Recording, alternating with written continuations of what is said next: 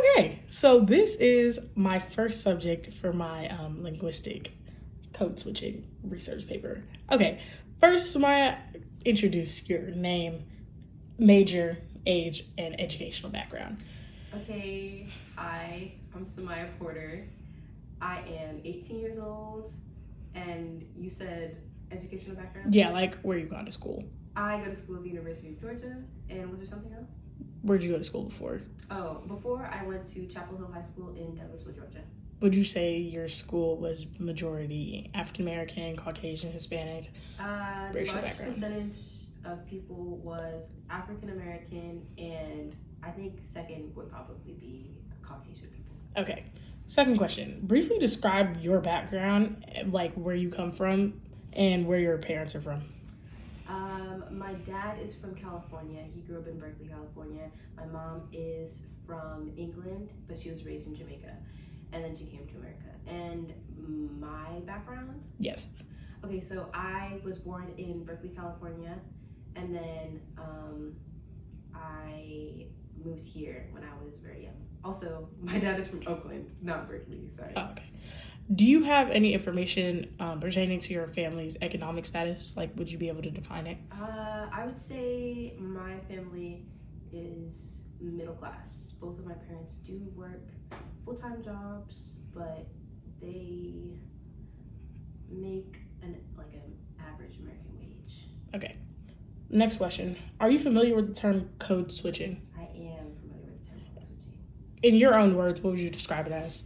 I would describe code switching as when you have one set of language with one group of people and then change that language for another group of people. Do you think it applies to one race more than another? I do, yes. Okay. What experience have you had with code switching? And do you find yourself personally? doing it? Yeah. Do you find yourself in situations where you switch your language unconsciously without? I do, yes. So in specific scenarios where I have my Black friends versus my white friends, I do notice that I use language that's more eloquent than if I were to talk with that's towards my white friends, and then if I were to just talk with my Black friends, I use a lot more AAVE and a lot more slang. Okay. Do you feel like attending a PWI has an effect on the amount of code switching that you use on a day-to-day basis? Definitely, yes. Could you give an example of that? I would say in a classroom setting would be great. So like maybe for one of my classes, it's a majority white class. So a lot of times I'll be raising my hand to talk and I speak in full sentences, no slang. Even when I'm speaking with my peers, I don't usually engage in any AAVE, anything like that. Do you feel like going to a PWI,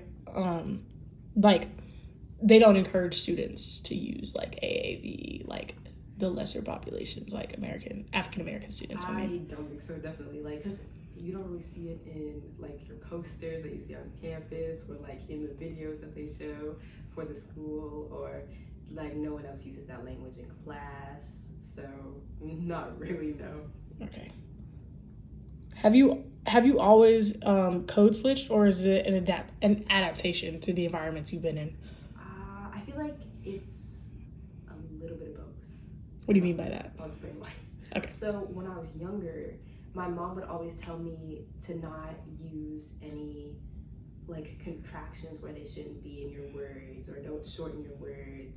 She would always tell me that, but I would only do it in a classroom setting, and then I found that it was mostly to people who would not use that kind of language, which is mostly Caucasian people. So I would say it's an adaptive behavior because I learned that I could still talk comfortably in a less formal setting towards my Black friends, and then more formal towards my Caucasian friends. So your parents told you, Yes. they made you, but they made. Yeah, they told me, but was it forced? Yeah. No. So that's why I feel like it's a little bit of both. Is it one of those principles that you feel like is taught in people of color households more than Yes, the white family household? Definitely, especially since the connotation that African Americans only use AAVE and they only talk